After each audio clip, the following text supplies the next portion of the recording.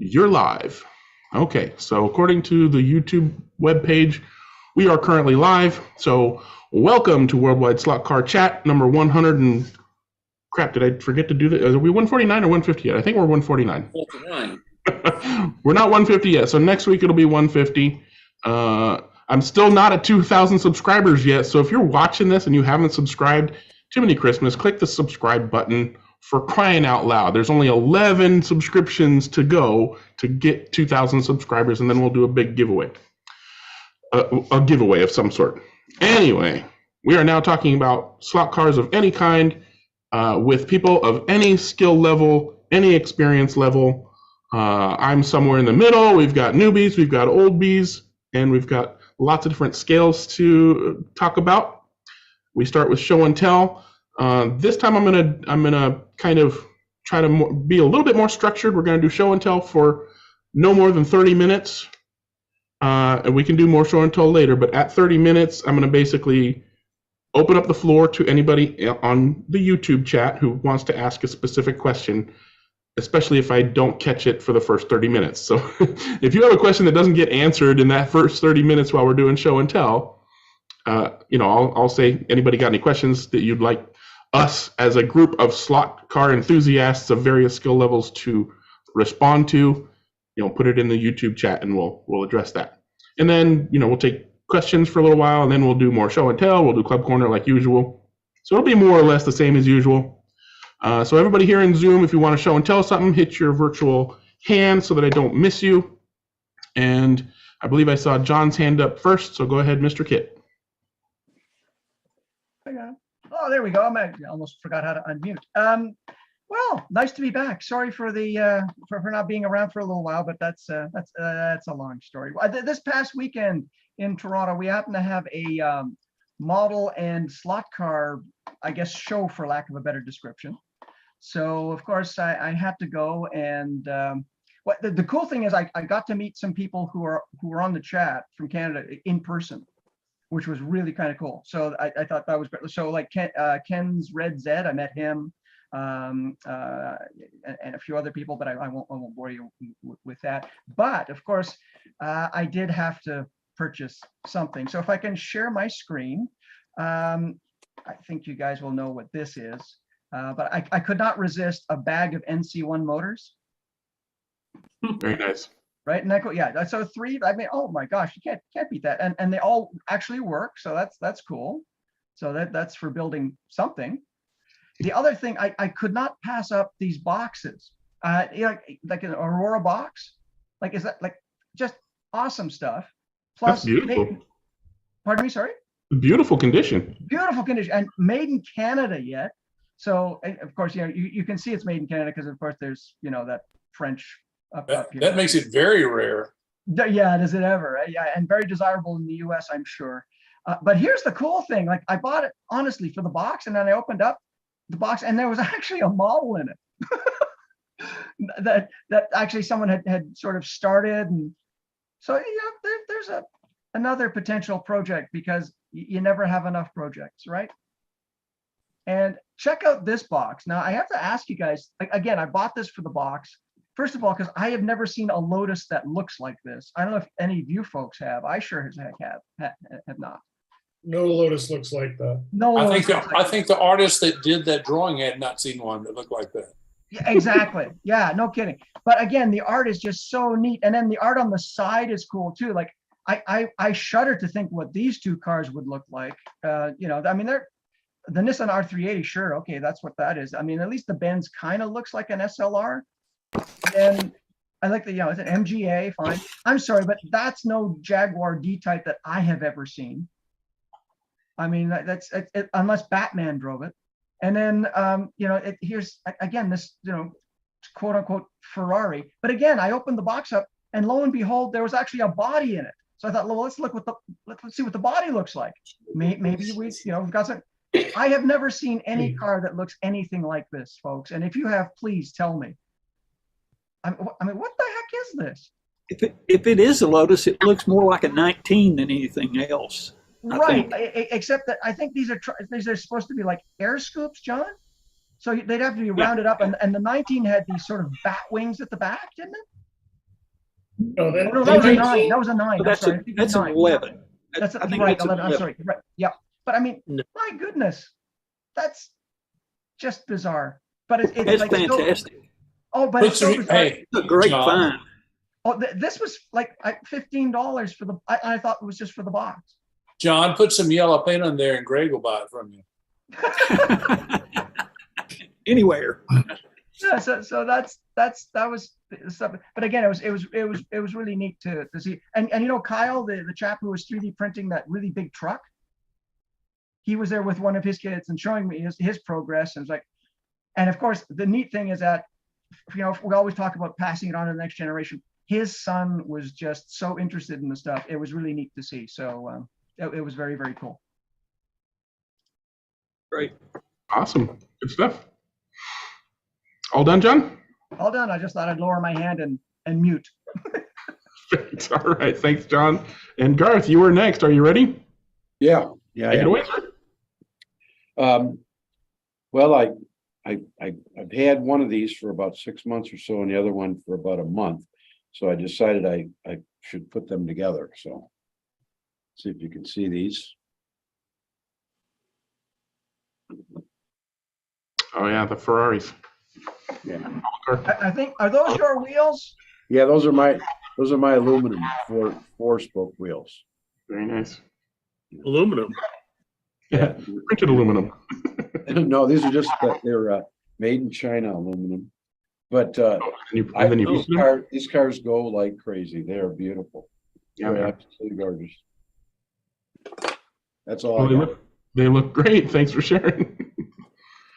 All right, looks like Mike, you're next. Wait a minute. When he said printed aluminum, were they kidding about that? No, yeah, I was kidding about that. Oh, okay. So Garth, to be specific, they're milled aluminum, done at a milling company in China. Did you then paint them? Yeah. Okay, I just wanted to make sure. All right, go ahead, Mike. Okay, well, I have the Race Track Scenics Woo! Speedville. That's Bridge. cool. Yeah, Did you it's have- really, really nice. Did they make that total- custom? Did they make that custom, or is that one something that they sell? No, that's bought from Race Track Scenics. Yeah, that's Road America, right? Yeah, it's definitely on Road America. I wish they would have made it wide enough for borders on both sides, but they didn't. So it barely makes it with a border on. And one of the F1 cars in the race this week had a little minor setback with that. So we were going to have to move it around. I also got the Corvette bridge. I revamped the track a little bit on the other end. Greg, I finally did your original far end of the track from Canada Corner up to the turn 14, and put it even in between there. The S is even in between. Yep. And I braced it a little bit better. And both the guys said they really liked it that way. So it was really, really a good idea from that standpoint. But I put the Corvette bridge across, and of course it's sort of because the track is shorter than the real track. It doesn't go anywhere. So what I'm going to do is I'm going to order a second one so it goes over both tracks, and I'll show you those when I get it. The one thing I don't really like Corvettes, and it's a Corvette bridge, and it's got Corvette written across it. It's like, okay, I got to put Porsche across it because I'm a Porsche guy. But they didn't get my email about the logo or anything, so they didn't produce it. So I've got to get back to them on that. And, they make really, really nice cardstock printed logos and really, really good stuff. So I'm going to have them do two of them. And then I think what I'll do is I'll have them also see if I can get another piece of their MDF that they've got, which is highly compressed MDF. It's really, really, it's different than normal MDF. It's much harder. And so I can connect the two of them and have the bridge all the way across both lanes. going into nowhere, of course, because it goes off the side of the track, but still it looks better than just sitting there. If you look at the videos I did this week, you'll see that the bridge is there, but there's no lettering or logo or anything on it. But yeah, that was great. Anyway, that I really, really like the Race Track Scenic stuff. If you look inside, they've even got printed boards on there. And then if you look at the side there, you can see that it's printed with what would be the boards if you made it for real. Yep. And then plus the handrail and stuff. And getting all those steps in and glued all at one time is a real pain in the butt. Yep. But yeah, I really like it a lot. I'm going to ask them if they'll do one that's a little bit longer. You know, they shouldn't have to do much in the way of design for that, to just increase it another couple inches to make it fit over a double bordered scale track, or, you know, they could make it even wider and make it, you know, for a bordered Corvair track or something like that. And I would be fine with that, you know, as long as there's enough to get it over the track. But I love the logo on it is really, really nice. The Johnsonville logo that is really, really a nice fit, and it's exact as the bridge is painted. So that's kind of cool. So that's all. All right, good stuff. Yeah, Race Track Scenics makes great stuff. All right, Mr. Weber, you are next.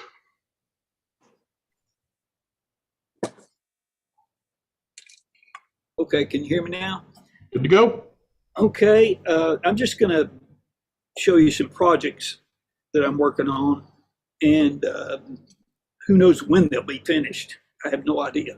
Anyway, here's one of the Race Track Scenics car platforms.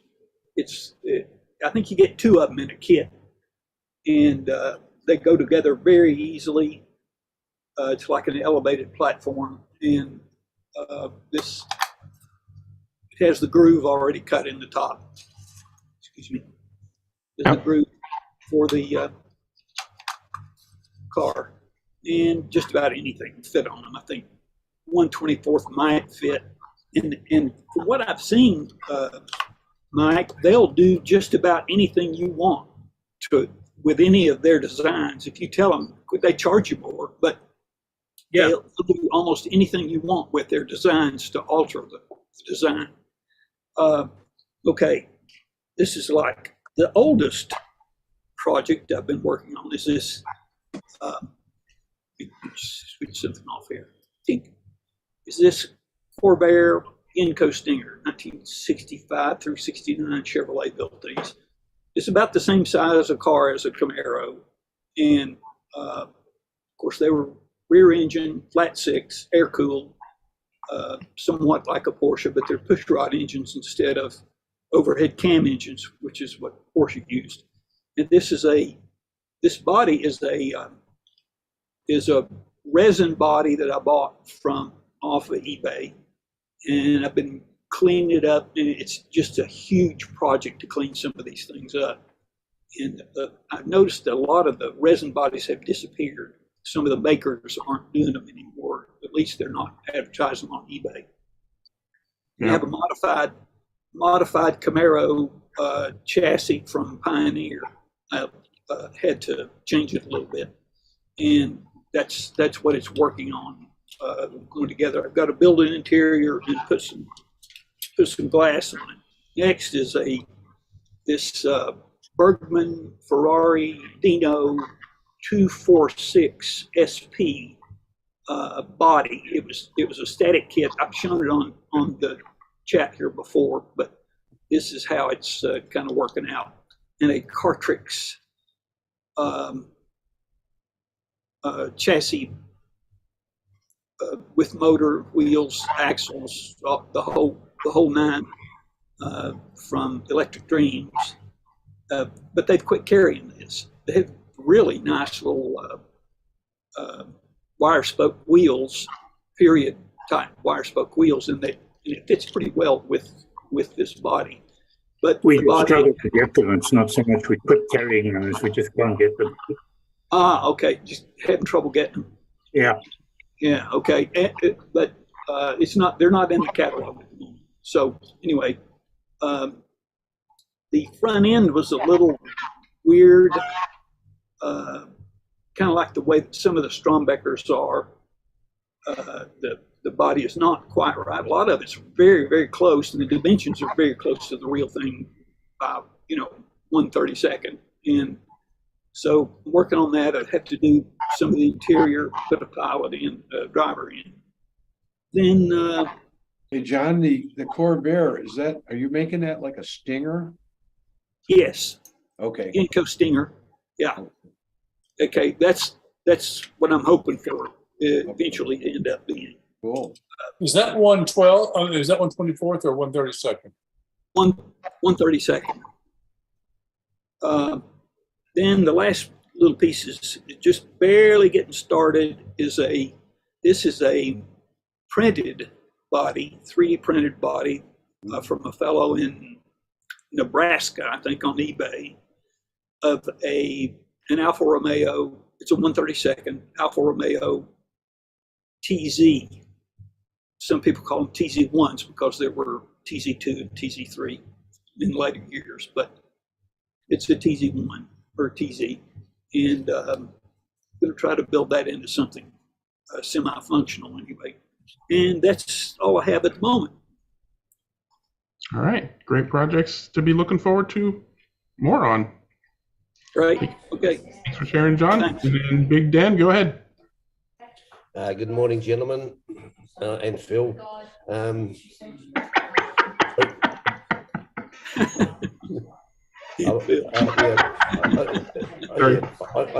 missed the insult earlier on, so I thought I'd better catch up, or otherwise you'll think accommodation cost next week is just trebled, mate. Okay. Yeah.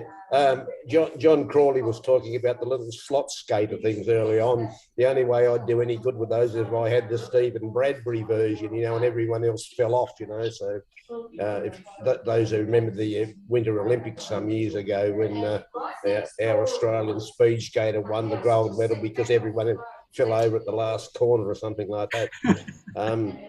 You people with it's cold conditions up there. The closest we got down there is one of the ladies behind me mentioned the lady in the snow apples earlier on, that she should have brought some, but anyway, she didn't. So no snow here.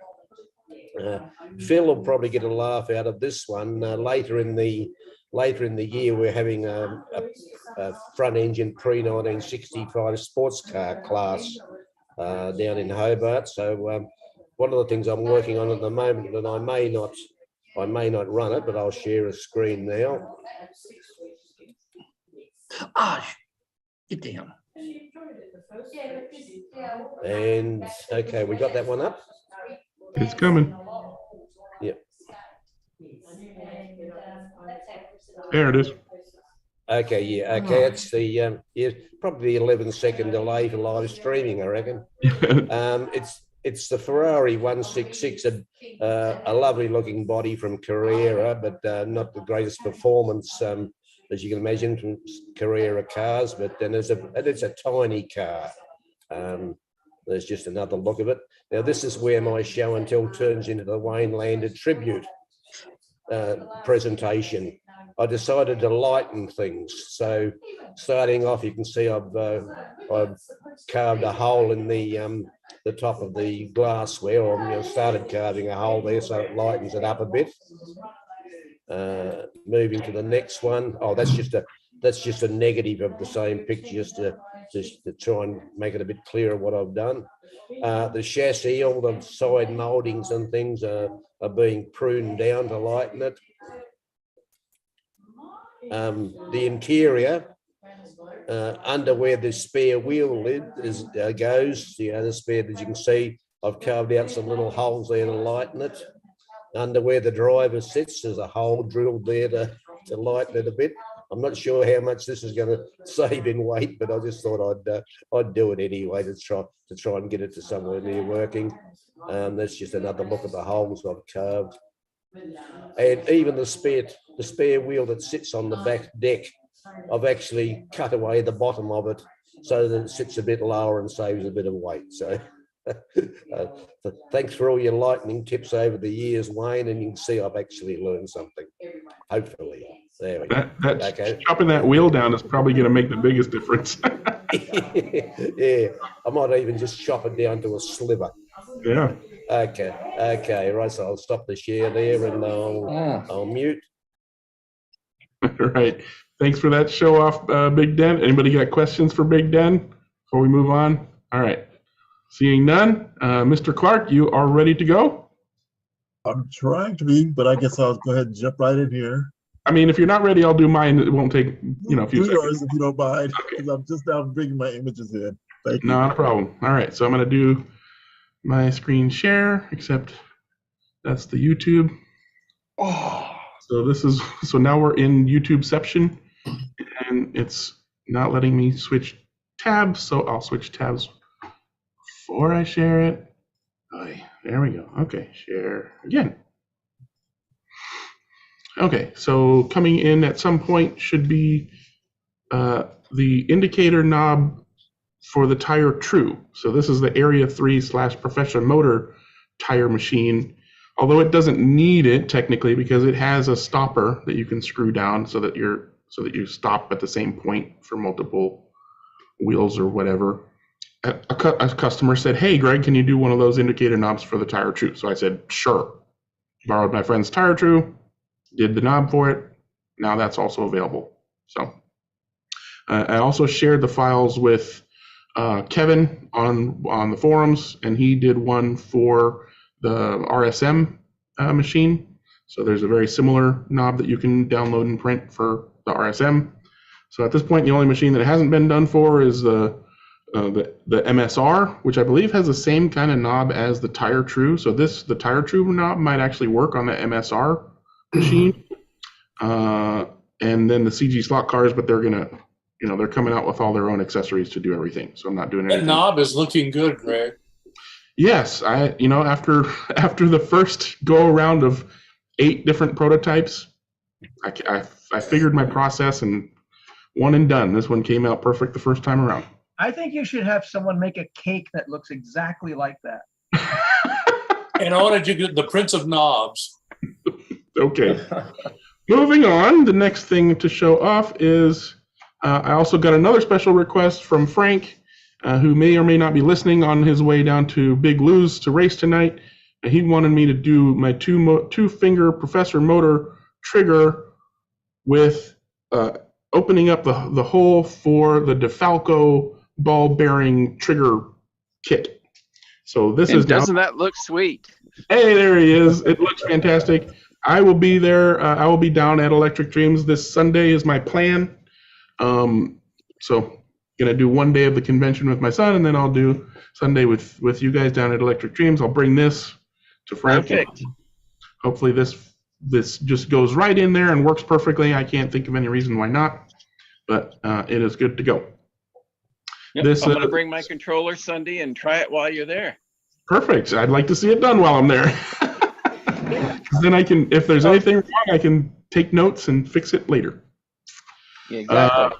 Exactly. All right, next thing is I sold my portable track. I'm not sure how many of you are aware of that, but I had made this portable Scalextric digital track for doing parties initially at my son's middle school years ago, and then kind of half-assed did a party business, but I'm lazy and I didn't do a lot of advertising and I don't like to run small businesses, so I just did a few parties every here and there and decided to sell it, and a local guy came and looked at it and decided he wanted it. So now the portable track is living its best life at his house with his family of multiple children, and he's getting back into slot cars with his dad. They used to play slot cars and stuff, and so at some point I'm looking forward to go and race on that track at his house, and maybe he'll come over and race at my track and stuff like that. So you've expanded the fold. Well done. I've grown the group slightly. I mean, that's the goal. Otherwise, he's got a great track, and I've got a little extra money in my pocket. That's pretty much it. I got something else to show later on for Club Corner, but I'm done. Dewan, are you ready? I suppose I am. You're ready as you'll ever be, so go ahead and go for it.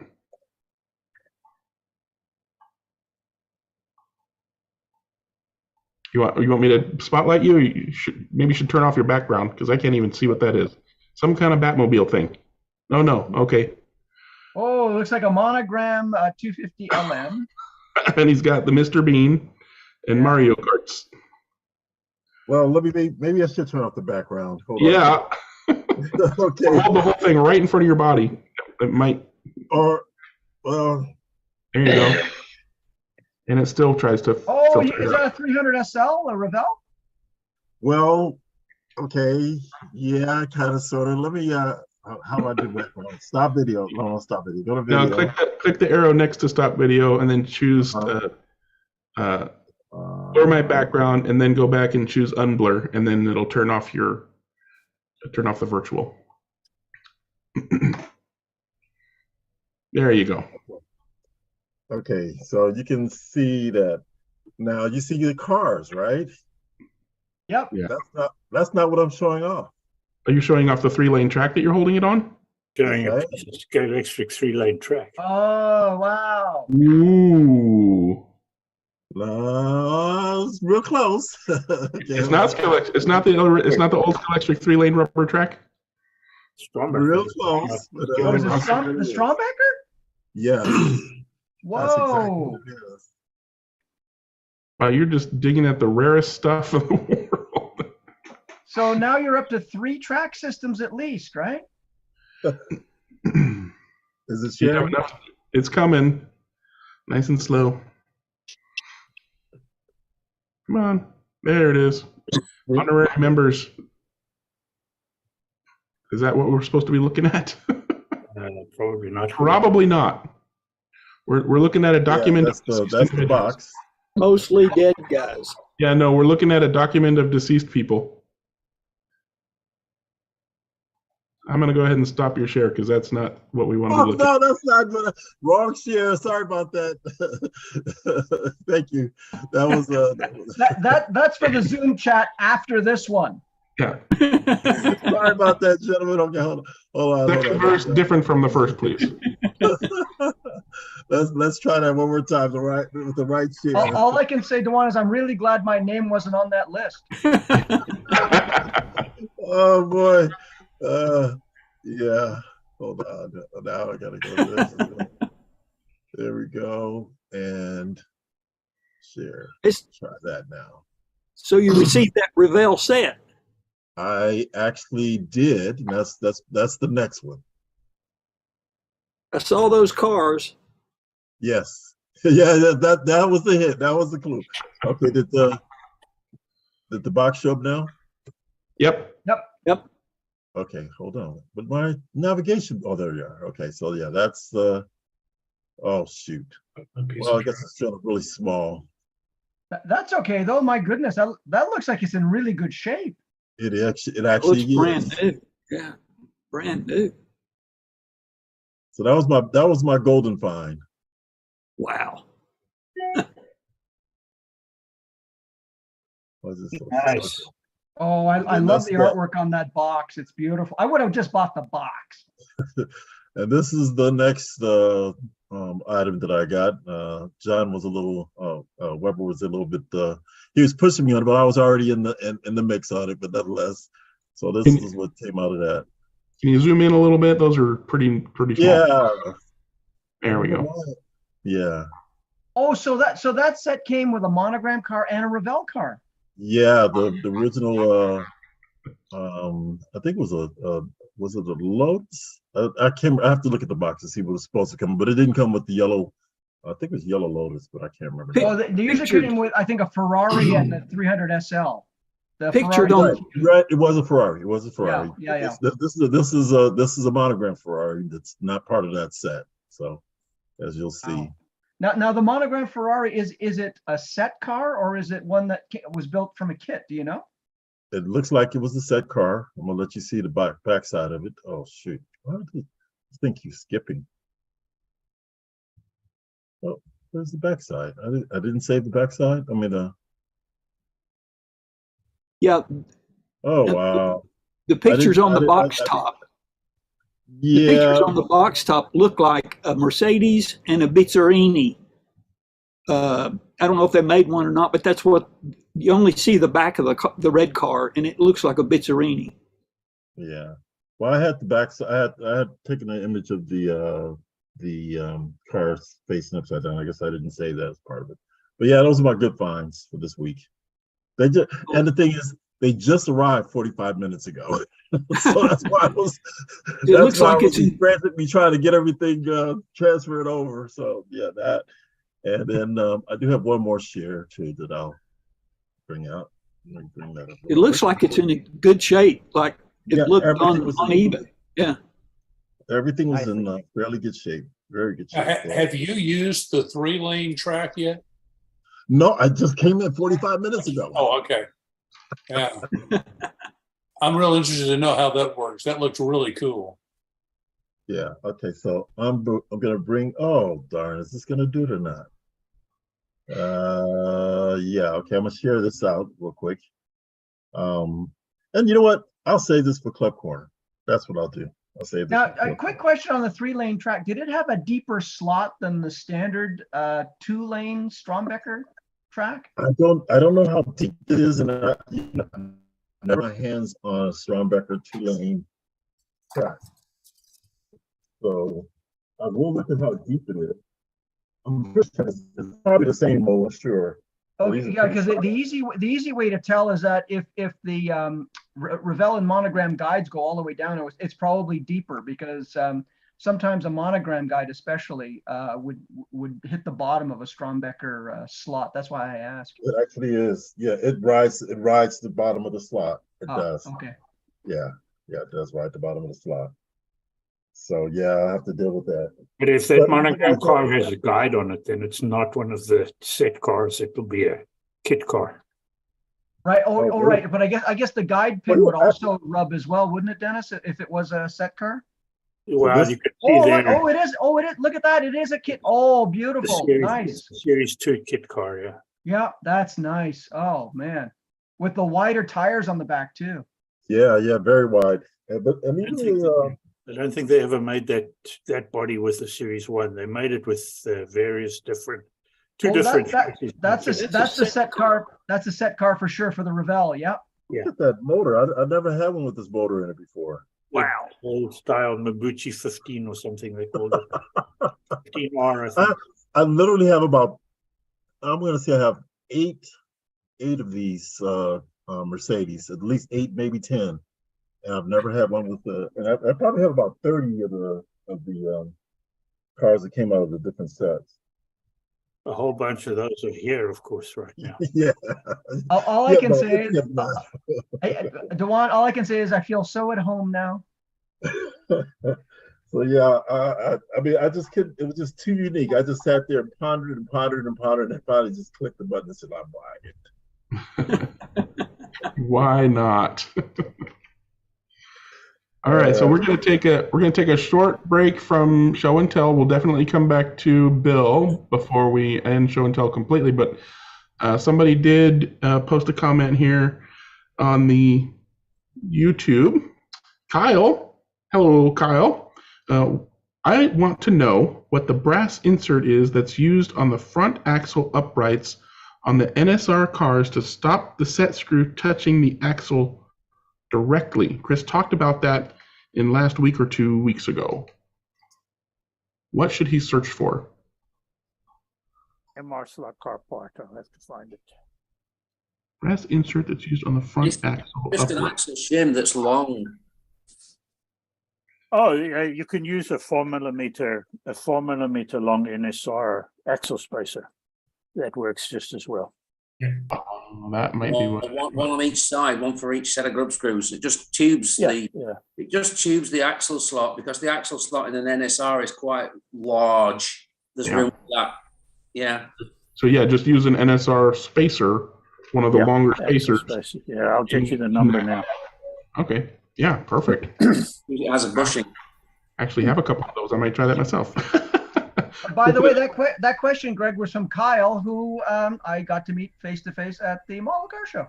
Yep, Mr. Daly, our very first first prize winner. Yeah. Yep.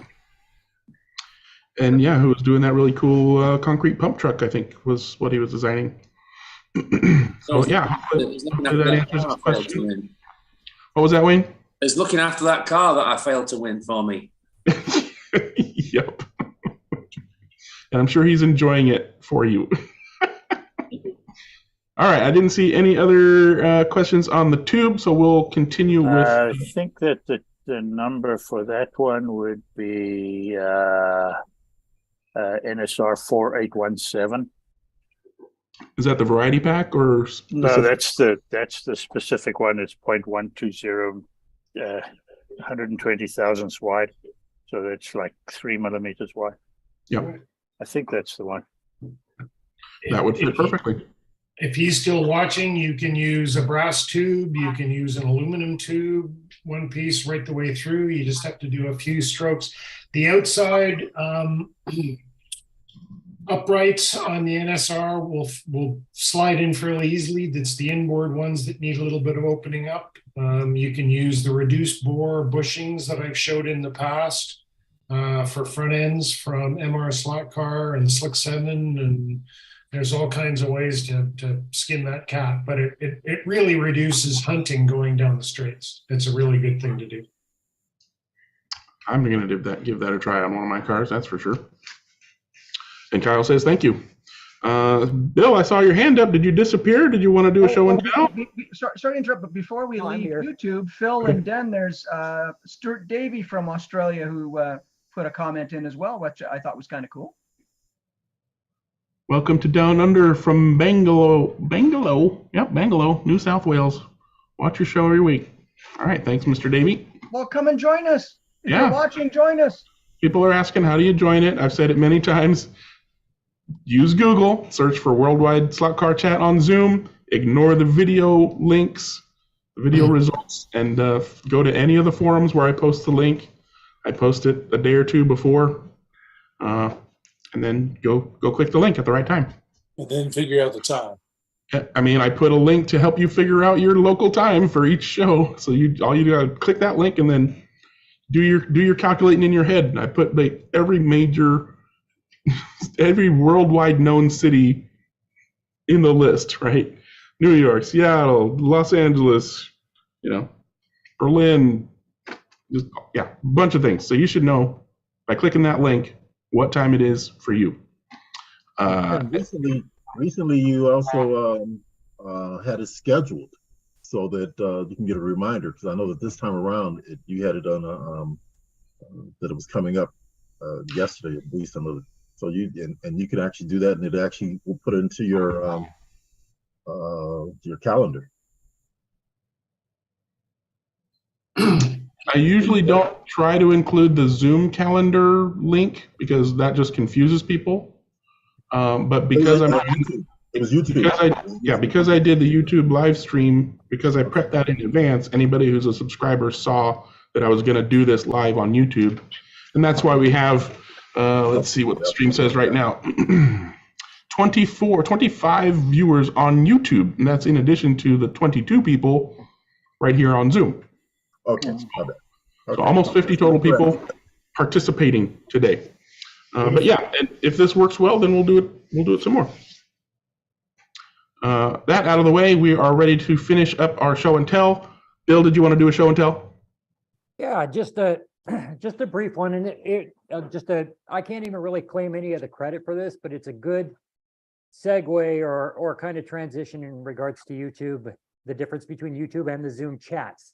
And without hopefully not embarrassing John too much, John and I've kind of talked back and forth over the last few months and shared some ideas on projects for our layouts.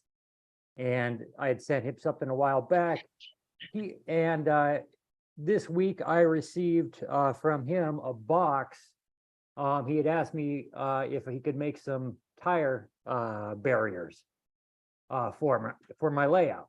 And it's just the nicest thing. It's a really nice thing to do. And for somebody that we've never met, but we met through talking on the Zoom chats. And I want to kind of highlight how cool this group is for that, and to show what he got, or what he made, and if he has any comments on kind of how he made it, or I don't want to put him too much on the spot. Sorry, John, but I really appreciate it. I think it's neat, and you know, it's something you can almost get from a YouTube chat, or you know, from watching a YouTube video, but not quite, because you don't get to meet all the cool people. And I mean, almost everybody in here has helped me in some way. So I just wanted to say thank you. So let me show you a couple. He sent me. It says here 33 loose tire stacks, 5 tethered stacks, a length of tethered cord, which is beading wire, and then 2 pieces of hard body support foam. Oh, that's something else. I had a question on painting bodies, and he sent that over as well. And so anyhow, basically, it's just a really nice thing, and I appreciate it. And I wanted to say thank you. So these are the individual tires that he made.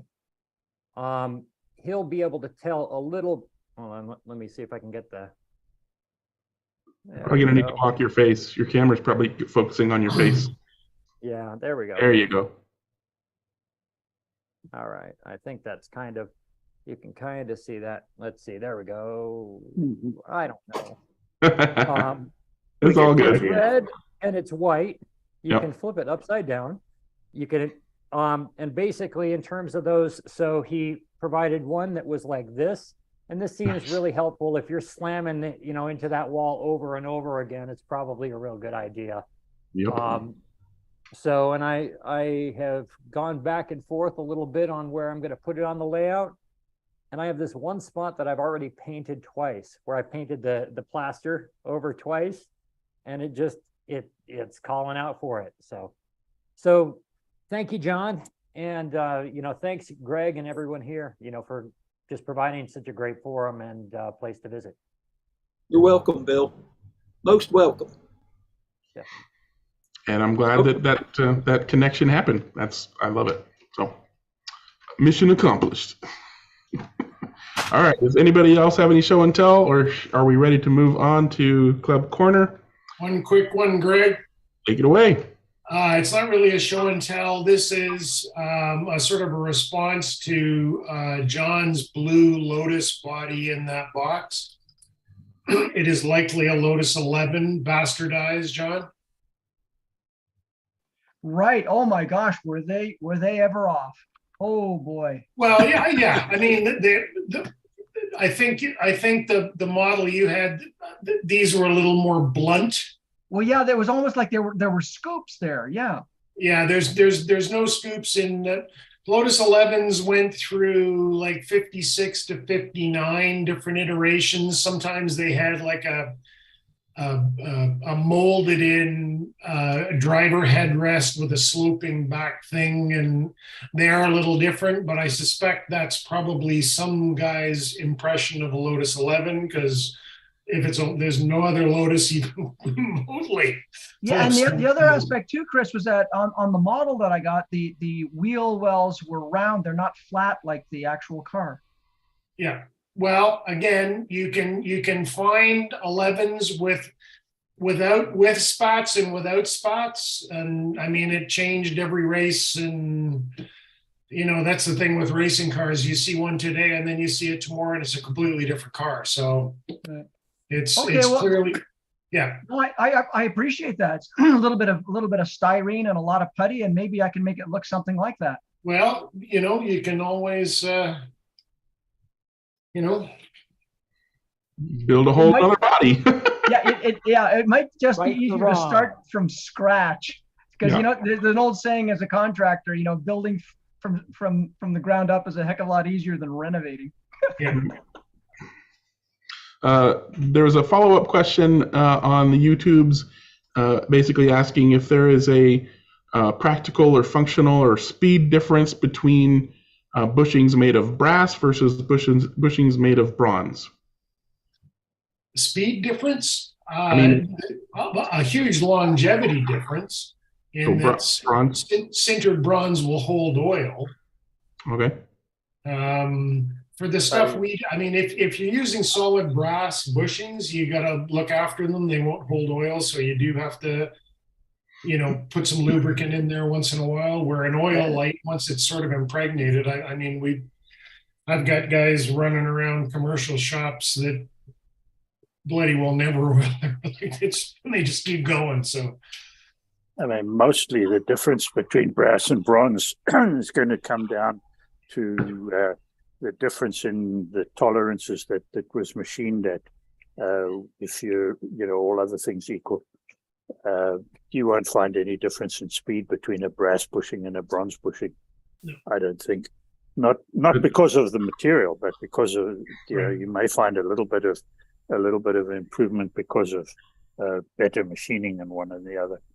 But and the difference between brass and bronze and and oilite, that's basically three different things.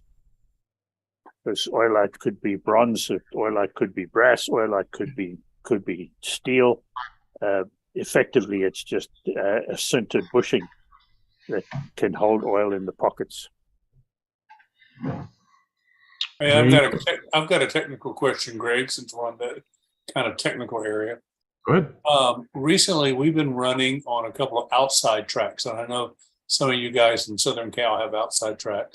And I was wondering, do you find a difference in the traction of the cars with the change in relative humidity? Oh, God, yeah. And yes, temperature and temperature, particularly temperature. Not so much humidity, but, well, in Southern California, of course, we don't really get humidity to talk about. But certainly in terms of temperature, yes, it makes a big difference.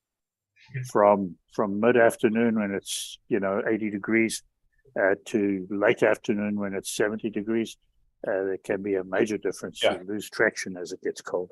Right. Yeah. We can, I mean, on our commercial tracks going in, depending on the temperature and the relative humidity, I will know whether it's going to be a fast night or a slow night without even putting a car on the track. Yeah. So you get a cooler night with no humidity, and the track gets sticky, and you get quicker lap times. Hot and humid, you just slide around all over the place. But now that's a track that has spray glue on it. If you're running a track that has no glue, a wood track with no glue, then sometimes it's the other way around. Yeah. Hot and dry is still better than cold and wet. Dry is always good. Dry is always good. Hot and warm, and for plastic tracks, warm tracks have better grip than cold tracks, just like the others do. So if that was your and I've noticed that 2 or 3 degrees can make a huge difference. Oh. Okay, what did I do that a lawyer just showed up? I was just going to say, Gio must be at work already. What happened to the real Giovanni Rossello? Yeah, we need the real one, the one that you see 2 hours every week. What do they do? This is the plain clothes. Locked in a closet somewhere. Yeah. Hey, I guess he got that team. I guess he got that team management job at Ferrari. Well done. All right. Well, Gio wants to talk about something, but Dennis had his hand up first. Did you want to do show and tell or club corner? Yeah, quick show and tell. I've been working on something for a friend of mine, and it's here. He did the body. It's a Tamiya 1/24 scale. There's a friend of mine that lives down in San Diego who is moving to Portugal, and has decided that now his cars have to be painted in Portuguese national colors. So he did this. It's difficult to tell you how beautiful this paintwork is. He did a really, really, really nice job. And all that I had to do was to create a chassis for it, which is what I've done. Don't have all the rest of the parts put onto it yet, but it's a pretty simple chassis. It'll take a Sidewinder, FK motor, probably a Mid-America retro, Eagle retro, and it has these lovely machined wheels that come out of Germany, I think from Slotfabrik or one of those places. Fola? From Fola, yeah. At least that's where I think he said they were from. And where was the body from, did you say? It's made by Tamiya, the plastic kit manufacturers. Can I see the front grille? I think this is so it's basically the first generation. Yeah, No. the SLS GT3. Yeah, but there are two versions. Can you kind of put closer?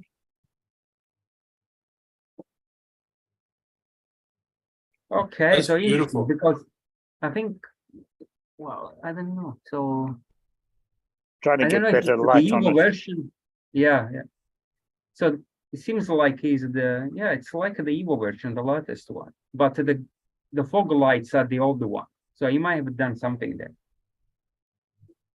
I doubt it. I would think that it's probably whatever the kit was that he bought will be the way that he put it together. I doubt that he would have made particular changes to it. I'm not an expert on the various iterations of AMG Mercedes. Yeah.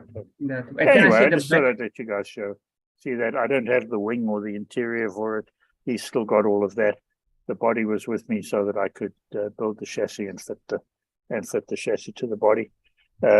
It runs with that kind of mounting system with just two screws, one on each side. When you remove those, there's a little piece of brass plate that's glued onto some foam rubber that's glued into the body. There's a guy here in town in Dallas that's doing that with 1/24th scale mini Z's, the bodies, and turning them into slot cars. Yep. So I forget what the name of the company is that makes the mini Z body, but they're really nicely done. Yeah. Anyway, that's me for today. Very nice. Beautiful work, both for him on the body and for you on the chassis, as always. Thank you. While Gio's here, and we're on the subject of Mercedes AMG Evos, I noticed he's done some work on one of the scale electric variants recently, and he's been showing it on the slot forum, I think. It might be what he wants to show. Is it what you wanted to show?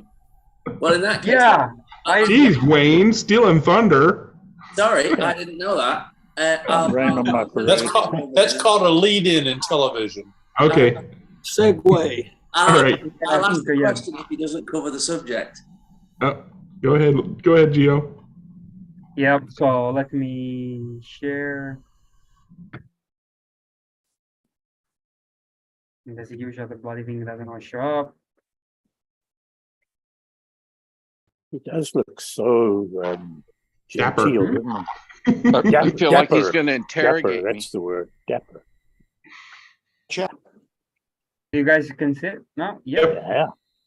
Okay, so this is the latest release from Scalextric for the Mercedes Evo. So the way in which you identify is that they will change the front grille is much wider, and also there is a bit of difference in the rear diffuser. So here, basically, the car just arrived. I kind of put it in pieces.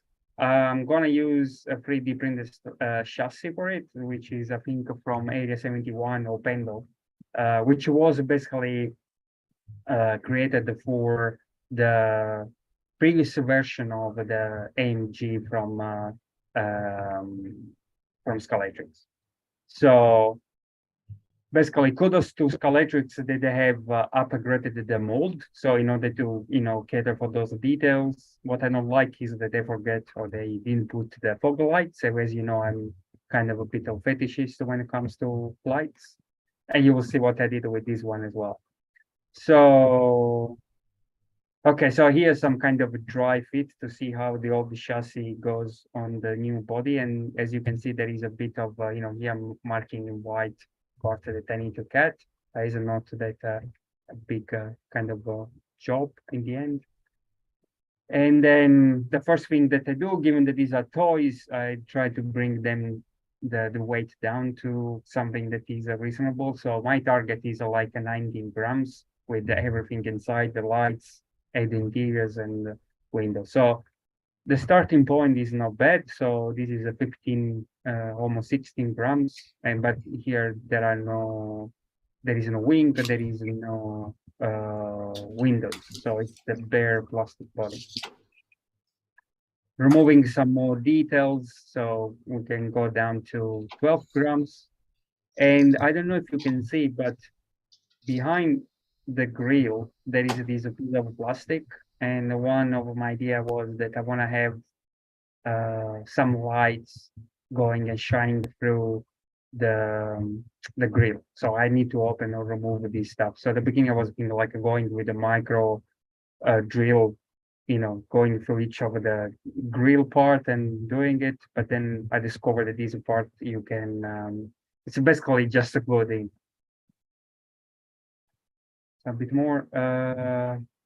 Yeah, another thing that kind of we discovered together with Tamar is these actually Tamar and the people in the Netherlands discovered. So it these kind of flexible LEDs that are kind of bars, and I'm gonna use these ones in part of these build, and you'll see later on. So the one here on the left are flexible, and the one on the right are smaller, but they are not flexible. But they're still nice because they have these kind of a bar type of shape, and I can use it, for instance, for the rear lights or brake lights. Anyway, so yeah, here the body before going through the height. So you can see already I have my drill bits here ready to go. And this after basically removing the plastic cover. As you can see, it's completely separated from the rest of the grill. I mean, it looks still a bit messy. I clean it up later, but it's pretty nice to be able to remove and having the grill as neat as possible. And just by doing that, you go down, you lose one gram. Then after I did all the work of removing with the Dremel, and then also with a bit of a scalpel to kind of remove the roughness, let's say, of the body. So with everything inside here, I think it's around 13 grams. So consider we started around the 16, so lost 3 grams. And if I put also the wing, so which I'm using a scale out wing that is much lighter and flexible than the original one. So the overall thing of the body is 14 grams. Okay, so then here it's like starting putting the LEDs in place. So these are the rear bit, and then this is the almost I put in this blue flexible bar. So I put 2 on the back, like shining through the rear of the rear windows, and then 1 over here along the front wheel. So this is basically sorry, Gio, is that just so you can identify your car on the track while you're running? Yeah, so that's one of the ideas. And also, if you see some of the endurance car nowadays, they use all these LEDs going around. So this is not, so the actual livery is not for endurance race. This is a British GT, so they do 1 hour race or 2 1 hour races. So they don't do much of a lightening the game. So, but for me, this was also like a nice exercise to see what I can achieve, right? So, and now these LEDs basically kind of work, and if they work with the rest of my lightening kits, basically. But it's, as you said, it's a nice way to identify your own car. So this is basically, the other one shining from the back. Consider here that I don't have any interior, so everything is kind of shining through, and it's kind of as Tamar said, is like a bit of a Tokyo drift type of thing, because you can see the shining underneath the car and on the street.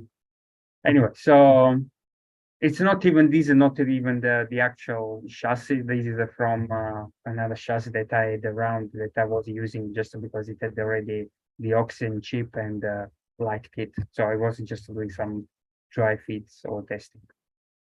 So after I finished up with the work of putting all the lights, which actually is not, I've done much worse than this. So I just had like 2 main lights for the front part, 2 on the back, and then these are 3 stripes, let's say, of LEDs.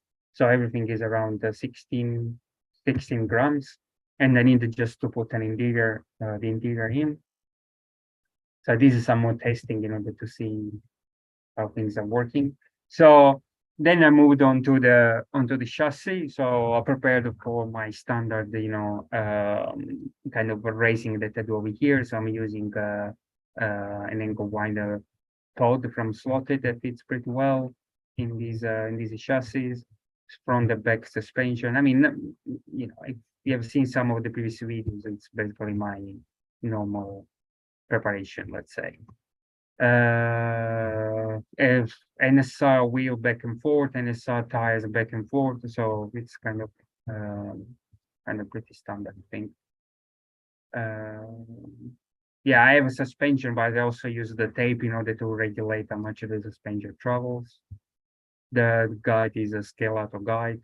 So now this is the body sitting on the actual chassis to see how it goes. So big nice wheels filling the arches. And now I'm just trying to fine tune, let's say, the lightening, because again, try to limit this leakage of glue around the car. So I could have done something from the front grille actually, if if this was for this car racing, I think this stuff that is visible on the inside will be not illegal. So I should kind of put something lightweight behind it, but at the moment it is what it is. So what I did next was to do a vacuum foam interior. So using my own approach. So I used the original interiors from Scalextric.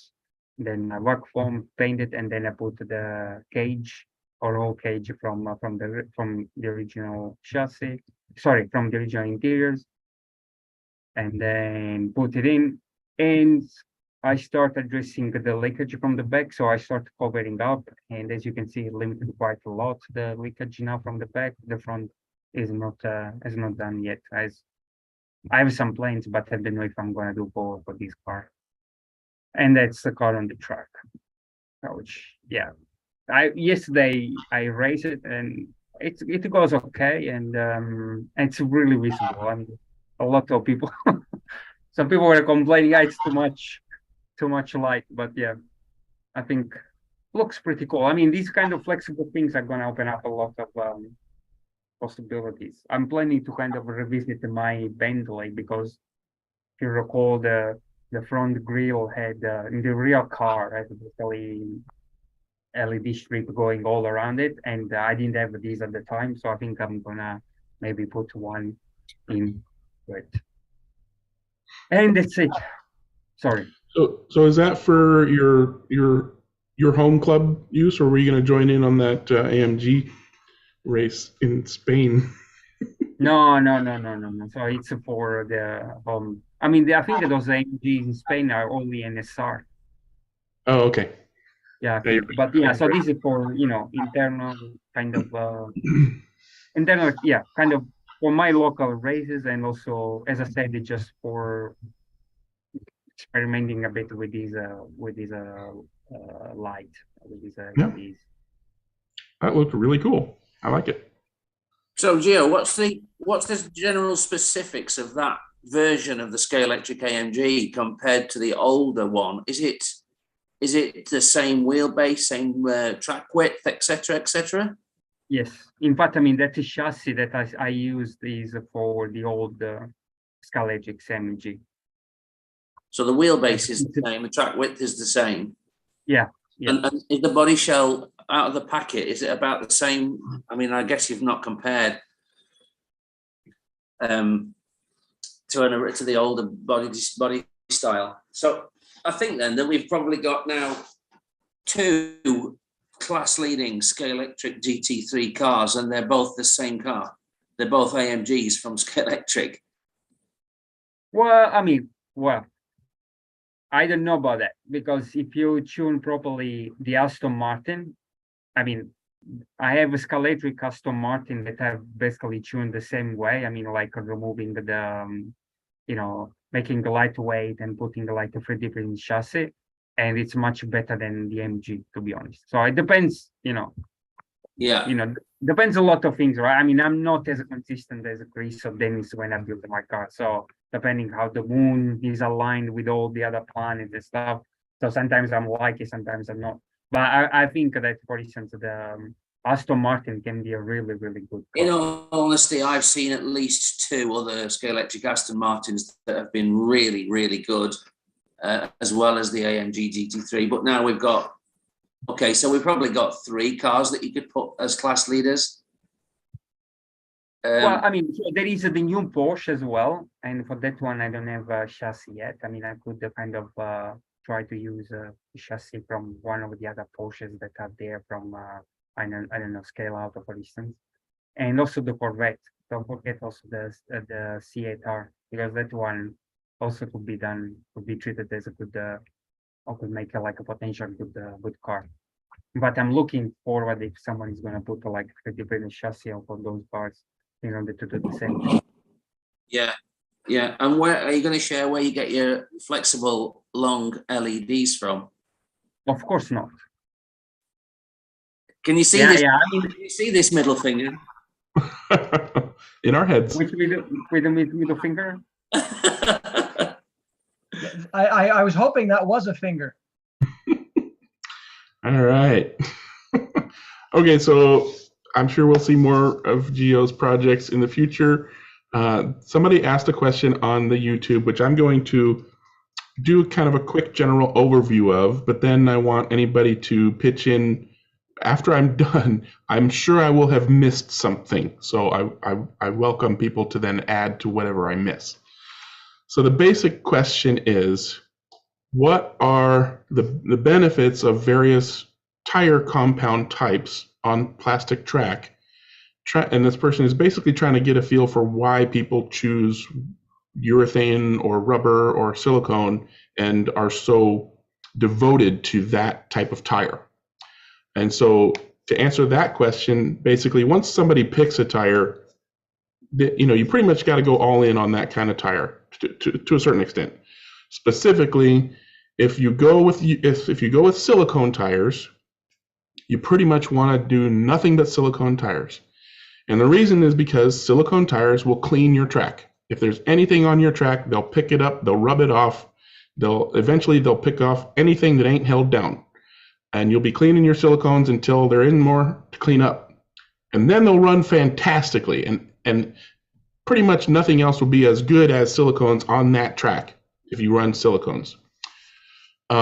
Another upside to silicones is that they last forever. If they were properly manufactured, they last forever. They wear hard. They don't disintegrate over time. They basically, you buy a pair of silicones for a car, you're pretty much never going to have to replace them again, unless for some reason you want to change to another kind of tire. The downside to silicones, other than the whole cleaning your track thing, which is only a con if you want to run different types of tires, is that they're very hard to true. Because they are so hard wearing, you got to know what you're doing in order to true them to be perfectly round. So what you'll find is that a lot of the people who choose and stick with silicones don't true them because they're, and this is not a judgment call, just this is what I observe in throughout the hobby. And there's plenty of people who run silicones with no magnets, but what I see is a lot of people running silicone tires with magnet cars. That's fine. Perfectly fun way to run the cars is with magnets and silicone tires. Because with magnets, you don't have to worry about perfectly round wheels and tires, generally speaking, unless they're really bad. Another advantage to silicone is that you can't do anything to them other than if you can true them. You can't put lighter fluid on them or oil on them or pretty much anything on them. They don't absorb anything. So you can put it on, it just doesn't make any difference. That's true. There you go. You can do whatever you want to them, but nothing's going to happen to them. They're still going to be what they are. Whereas urethane and rubbers of various compounds, there are chemicals that can do things to those tires and change how much grip they have. And obviously putting oil on silicones will change how much grip they have, but for the worse. So you want to keep your silicones clean, and you want to keep your track clean for silicone tire use.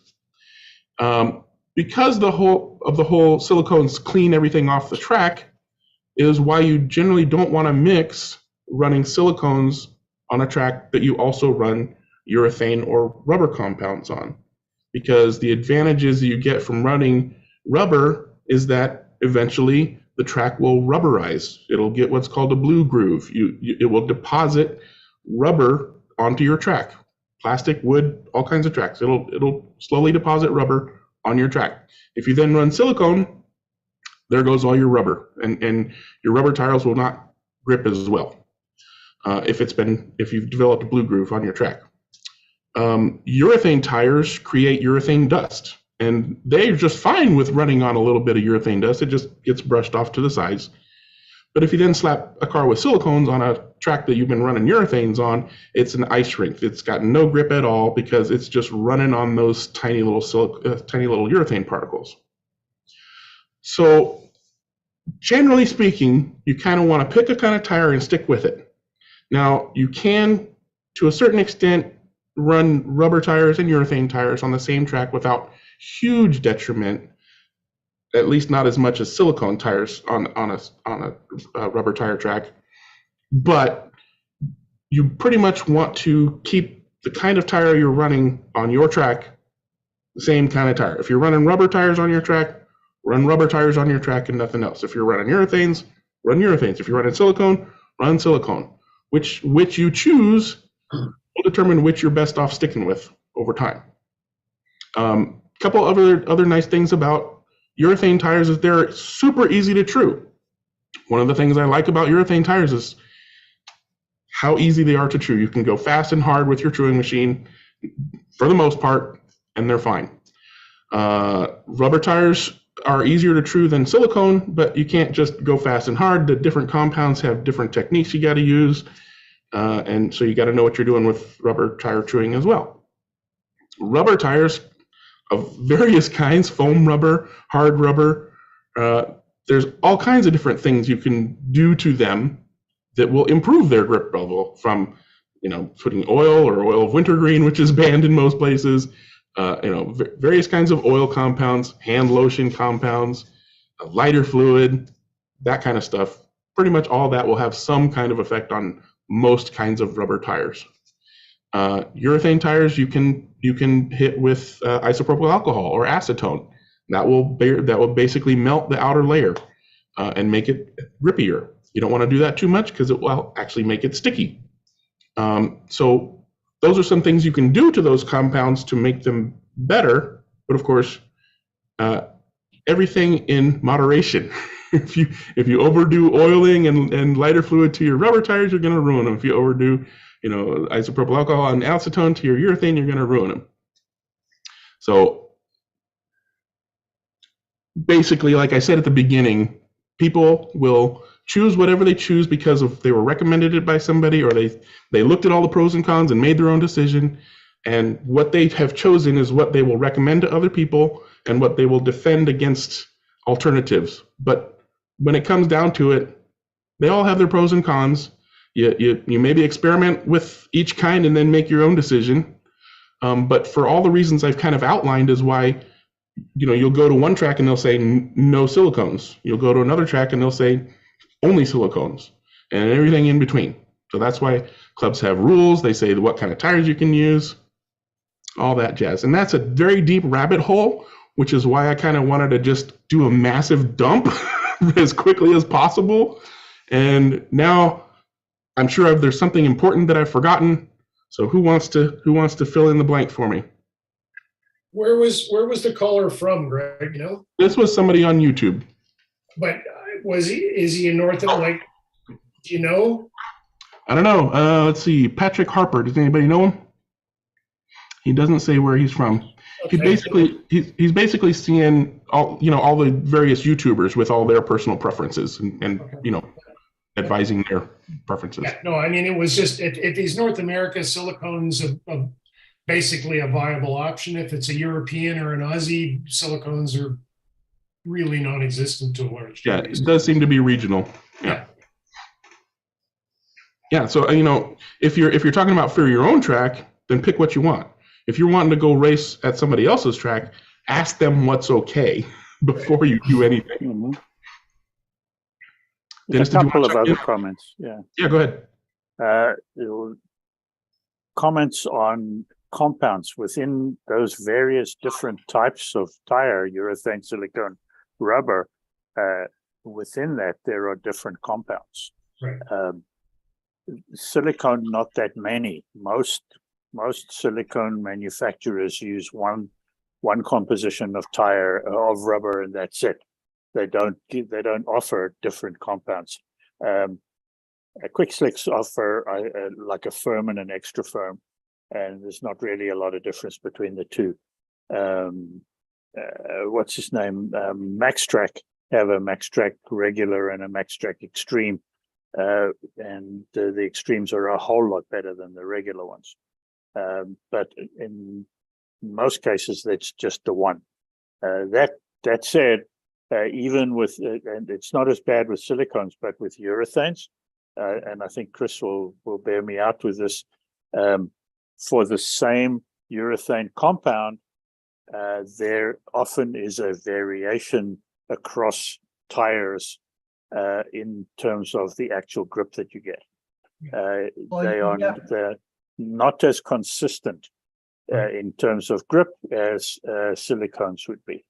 Right, and the thing about urethanes too, Dennis, a lot of them are sort of, I don't want to say, well, let's say cottage made. Is that a fair sort of term?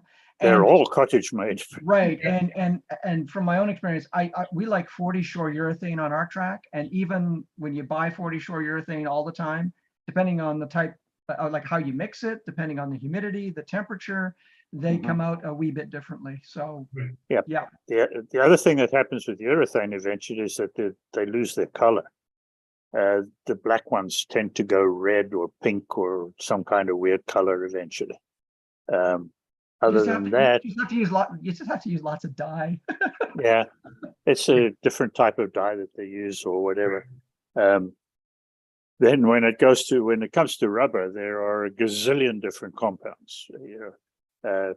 Every company has their own one, and every one is different. And some, Slotted used to have like 5 or 6 different compounds, and you've got to test. And and the rubber that comes on the car, if you buy the car, the rubber that comes on the car is almost, except in the case of NSR and under very limited circumstances, some of the Slotteds, the rubber that comes on the car is generally no good for anything other than displaying the car.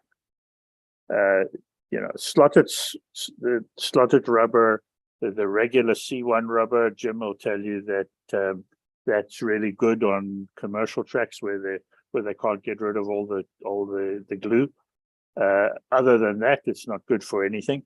And NSR, the Ultra Grips and Super Grips are good, but the Evo versions of both of those are in some cases not as good, and in other cases better than the original. The new AS20 gray tires from Scale Auto seem to be pretty good in some cases. Test is the only way when it comes to rubber. Yeah. It might be a lot of people choose silicone just to simplify things. Yeah. Well, if this guy is running on plastic track and you want to keep things simple, then go with silicone. Less variations in silicone on a performance basis. Mm-hmm. They make them in 150,000 types and sizes to fit basically any car you want. Most of them are molded in such a way that they're actually quite round if you put them on a round wheel. Mm-hmm. So on a plastic track, you don't need to invest in a tire true on plastic track with silicones. They'll be generally just fine. Everybody will be on the same rubber. And you really avoid the black magic voodoo stuff of who's putting what on their tires and who's doing what to their tires. So from a club perspective, it keeps things simple and clean and nice and easy. The only thing you really do with silicones is to use a disposable razor and trim and catch the edges just to get rid of the square edges that some of them have. Yeah, I mean, even today, like, I mean, you know, most of them have round edge options on the sides of the silicones anyway. So it's. We seem to be advocating the use of silicone tires, but my experience with them, which is limited and only on HO scale cars, was that you have to be extremely clean. Extreme cleanliness of the track in particular is absolutely paramount to their performance. Yeah, you're cleaning them for heat, you're cleaning them during the heat. Yeah, my comment, Wayne, was obviously the question was not from a hugely knowledgeable slot car person. Obviously, they would have had some insights into this stuff. So if you have a club track and you don't want to do a lot of work and you want to make it easy on yourself, silicones are great. If you want to go faster and you want to put the effort in and you want to put a lot of work in and you want to do a lot of experimenting and you want to buy tire chewers and you want to buy all the rest of this stuff, go to rubber tires on a plastic. But you know, for 4 or 5 guys getting together and buying a Scalextrics car and having a beer and driving around the track, it's pretty tough to beat silicones as a club option. Mm-hmm. I'm not saying I disagree. I do agree. I mean, we've been trying not to specifically advocate for any of them. I personally do not run silicones, Wayne. I do not like them. I run on a wood track where it is absolutely necessary to true my tires as get them as round as possible. But based on the caller on Facebook, you know, beginner information, there's nothing wrong with silicones. Nothing wrong with silicones at all on a plastic track if you just want to have fun. Yeah, they make a deep rumbling sound on plastic track, and that's the natural hardness that they have. And right. Well, I get it, but everybody runs. You're completely right about the natural roundness, but also it's also very important to have a nice round wheel. And a Carrera car, for example, that's a difficult thing to achieve. Right. It can be true of some electric cars some of the time. Anything with a plastic molded wheel, rear wheel, can benefit. I mean, you can. Yeah, we don't want to keep going down the rabbit hole. That's why I just wanted to. No, I mean you can. I've seen some of the cars that you run, Wayne. You run with plastic bushings. I mean that makes me cringe when I see those things. So where do you start and where do you? Yeah, that's because of regulations. And when I do that, I always do. No, I get that, but this guy's phoned in and obviously really doesn't know much about tires. This is where we're stopping this particular topic, and we're going to move on to Club Corner things. And I'm assuming Jim has his hand up for Club Corner stuff. Actually, no, it's not a. Okay, it's whatever it is. Go ahead. It's part of what we just talked about, and I think Chris has said. I don't know what the question was.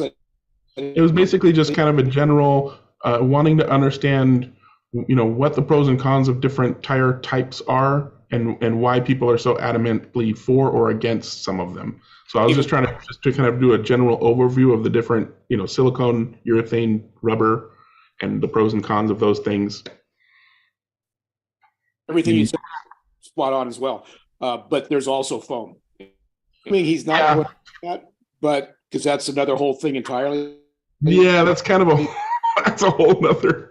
I didn't get into that because I'm kind of assuming this is because he did ask about plastic tracks, and other than like Scalado foam rubber, you're generally not running foamies on plastic track. Exactly. Probably wouldn't be the best for the person asking the question, but I just wanted to mention that there is a fourth. Yeah, in the commercial, 124 speedy crazy car world. Yep. Speed cars. I don't know. I didn't really have anything for Club. Okay. There was a world record set on a King track, 0.25 week.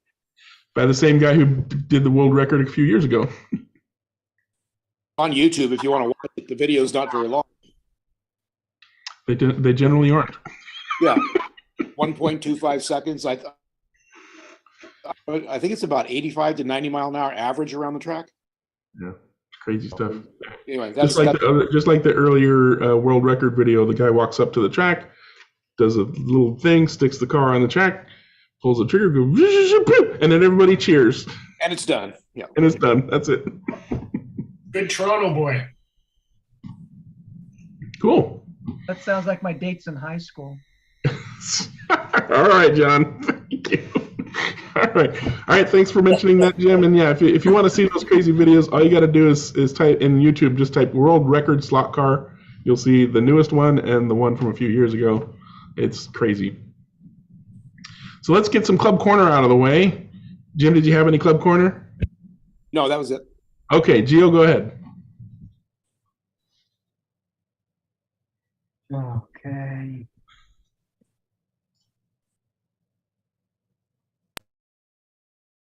Okay, so as mentioned, I kind of raised the car yesterday night, so it was the first out. Actually, I prepared the car pretty quickly, so it was like just a couple of days. So I started this like Sunday, so I work on Saturday actually, Sunday, and then ready for Wednesday. For me, this is a record because it usually takes much longer. Anyway, so 5 of us managed to make it. Couple of maybe one new car. So this is the old NSR Corvette C7.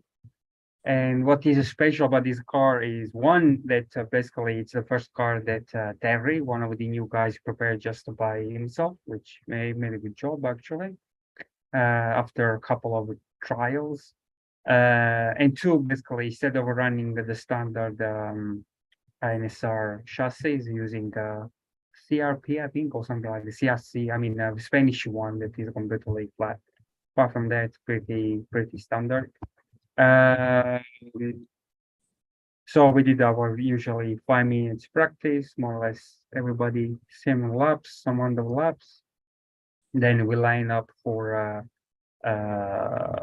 qualifying. When it went out, so I think there was a bit of an issue with the one of the car that I took out of the qualify session, and I was working on it. And Jan managed with the 65 red line, managed a 5.72. I say, God, that's a very good lap time, and we are running a bit kind of a lower voltage than normal. So, I tested the car, the Mercedes, before running, and I was doing a 5.8, 5.7 highs, like a 9 here. So I managed to start going after it. And so this was my kind of the fastest lap before I had to take the other car out. So consider qualify as a 5 minutes settings as well. So it's not a long amount of time. But in any case, I managed to kind of put my car back on track like a couple of minutes before the qualify was over, and I was going for it, and I think it was exactly the last lap that I managed to go all around, completed, and the bloody thing did like the sound when you have like the best lap. But of course, because it was so with this software, there is a bit of lag with when the lap gets recorded. So basically, I didn't get to record. So I didn't even know what is the fastest lap that I managed. Maybe just there was a fluke. I don't know. But basically, I know that I could have beaten the 5.72, but I don't know what the car did. But in any case, so we kept like what's there, and we went into racing. So these are the grid for the first race, which was pretty okay. So the Mercedes was, what I like is that it's pretty stable and not kind of big surprises while it's going around. So for a while I was behind Jan with the sideways McLaren. But then I think during the kind of a pit stop, I think I managed to get over him, and I finished with 118 laps, which again, given the voltage we are running, it's not bad. And I was very happy because no damage points. So I managed to stay, keep my nose clean, avoiding, to end up with a mess with others, and was a pretty good race. Another highlight here is that the 8 racing, so another mic, because we have plenty of mics in our club. So third place. So he's really kind of, so he's the latest addition to our club. So he's really going well. I mean, his pit stop also pretty spot on. So agreed for second race. So I'm at the lead, starting from pole, let's say, and this race was pretty mess. 5 damage points, so I didn't manage to keep my nose clean. So I think like first 5 laps, I lost 3 damage points or something. I mean, I was messed up with a couple of the off with other people, and Jan basically had, although he had more damage point than myself, but he had a much cleaner race than I did. His car is also going pretty well, and I think it's gonna even perform better with I gave him a lightweight interior. So, and the Mercedes, I don't know, this time was not really going. Seems like was kind of slower. I don't know, but still a 5.85, which is still a decent one.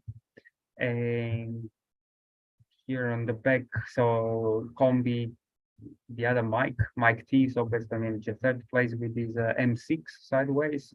Still a lot of damage points. I don't know, when we race, when you're just the 4 of us with these same guys, I mean, it's kind of, we go much better. We can do like stints of the 30 laps without a single crash. But just to put another one and things go south, I don't know why. So too many truck calls. So then we go to race 3. So this is in semi-darkness, and here already you can see the lights, popping out from the car, looking pretty nice. This race again, I managed to win, but I was not completely happy with the way the car was going. Still 1 damage point, which was I was again a bit happier than before. Nothing. So yeah, Terry this time managed to get a third place behind Jan with his McLaren. So last race we're going completely darkness. So and the reverse grid. So I'm from the back over here.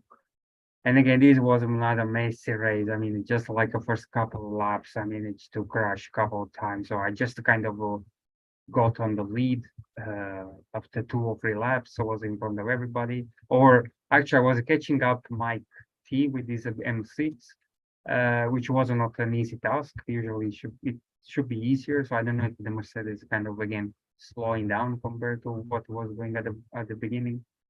And then crashes or lost the lead, so I had to recover. But in the end, I kind of managed to win. So 114 laps, not that many. 8 outs, which is really too many for me. Behind, I had Jan, that his car actually was going really well, 5.8. So sometimes he was catching up all the time, and it was not really easy to keep him behind. So I think I kind of managed it because of pit stops. But on the back here, so Terry and the new Mike, so 8 racing, so same lap, 107, and this is the difference between the 3rd and 4th. So after 107 laps, very close. And the other thing also with the Mike, he managed to go below the 6-second barrier in his best lap, 5.97, which is really, again, with the voltage that we are rating, it's really good. So yeah, was another good night racing. And yeah, so I lost one race, but what I was not really happy is like the amount of damage points or hops that I got over the race, and the guys are getting closer and closer. I mean, it's not I have to push in order to stay in front. I have to push all the freaking time, so no relaxing and nothing. I mean, which makes things more interesting, of course. Makes it more fun, yeah. And now it's going to be you win some, you lose some. Yeah, before it was like that when Alex was racing. So normally Alex is off commission because of some issues. But at the end of the month, I think he's going to be back, and he's going to be even more difficult because when he's around, I mean, yeah, I don't have one mistake and the race is over. All right. Well, thank you for the race report. And I'm going to toss in a quickie from me. And I need to change my tab again. And then let's try that again. There we go. So we ran at Pat's routed track, the NSR GTs. And this is how one guy ended his first minute. The only thing I can think of is that he managed to hit it too soon coming out of it, because he's basically, there's a turn over on the left side going under a bridge, and he must have hit it too soon and then swung back and hit the wall on the inside and then bicycled and rolled in there somehow. But no slow-mo video, so you can't know for sure. But that's a photo opportunity if I ever saw one. So I had to share that. Otherwise, it was basically a night of fun NSR GT racing on a nice wood track. I got fourth. I need to do some things to my car, I think. I don't have any suspension. I don't have any tape, but it's basically just stock with, some minor things. So I think I might do the front axle thing that we were talking about earlier, and I should have some suspension in not too distant future to throw in there. And of course, then we're done with the NSR GTs. So next time we run them, I'll hopefully do a little bit better. Yeah, I mean, with the NSR and on a wooden truck, for instance, the suspension, I'm not going to help you at all. No, well, we run half and half on wood and plastic, so suspension helps on the plastic tracks. But yeah. Are you running the Baby King? Yeah, we're running the Baby King on these. Yeah. And the rear is stock rubber or? Yep, stock rubber. Okay, yeah. And I hope you have your drop arm locked down, unlike the guy up sideways. Yeah, mine is. I'm not sure why. Pretty much everybody has theirs locked down. I'm not sure why he hasn't done his yet. The guy who's up on his side jammed into the side of the truck. Yeah. But hey, it's maybe that would have happened if his guide was locked in. It was just a bad turn. He took a turn bad. You never know. Anyway, Greg, is that NSR only, or can you run other? Yeah, just NSRs. Yeah, we run, most of our classes are pretty much make and then class and then box stock, except for tire changes and truing and gluing things in. That's one of the rare things. It's one of the rare classes where we mandate a motor change. Most of the time, it's whatever motor and gearing the cars come with. But they come with way too fast of a motor for the small tracks that we run on. So we do the Baby King on that one. Well, that front, the front bushings in the NSR, Greg, would they be legal? Probably not. I'll have to double check. Yeah, I don't like to, suggest things that are going to get anyone in hot water with their clubs. So. Oh yeah, no. I'll check the rules. If I'm pretty sure, because I'm going to miss the next race, anyways, because I'll be in California. I'm pretty sure that's the last race of the NSR series, anyways. Okay. But if I do it and it's not allowed in our current specs, which it probably isn't, the next time we run them, I'll suggest that is allowed. And usually if you can show a benefit and it's not expensive, because most of these guys have a pack of the various NSR spacer bits, they're usually like, okay, yeah, good idea. Yeah, we define it as a long spacer. A long spacer. Yep, that's pretty much what it is. All right, so letting somebody else do some talking. Dewan, did you want to talk about Club Corner stuff? He's ready to go. Be sure to unmute yourself. There you go. Okay. All right, big lose. Yep.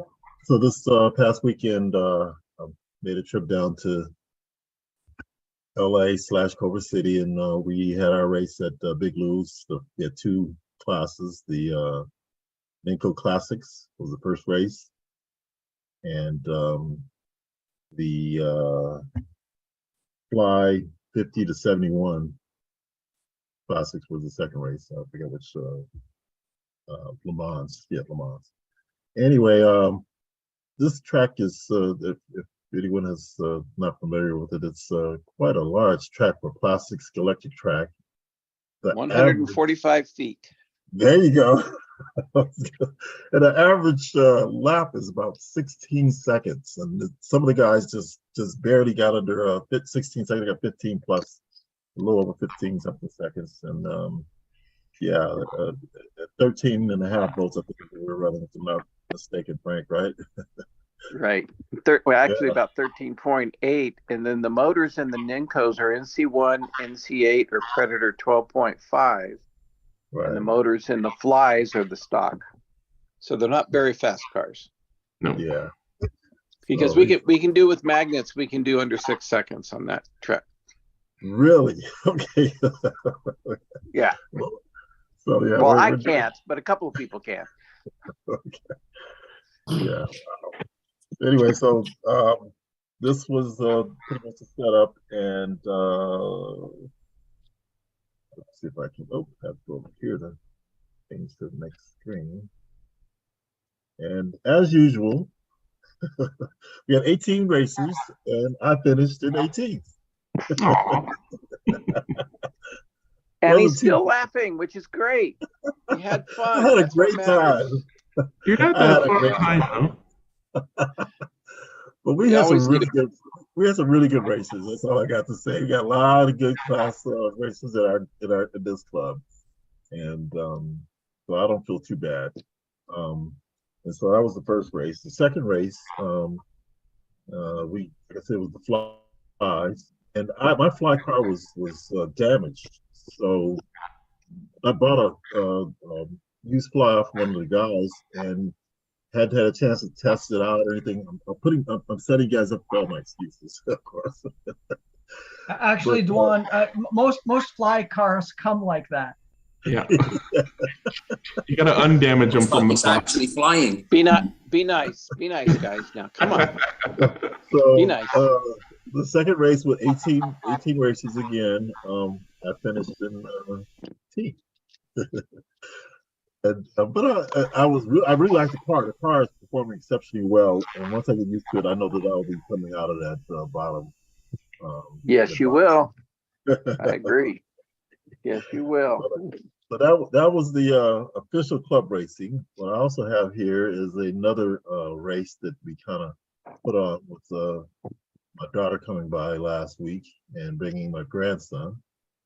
And for some reason, he really took to it.